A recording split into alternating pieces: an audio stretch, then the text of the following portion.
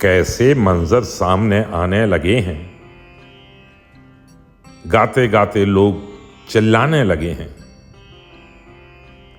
अब तो इस तालाब का पानी बदल दो,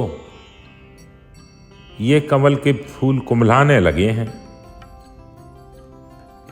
वो सलीबों के करीब आए तो हमको कायदे कानून समझाने लगे हैं।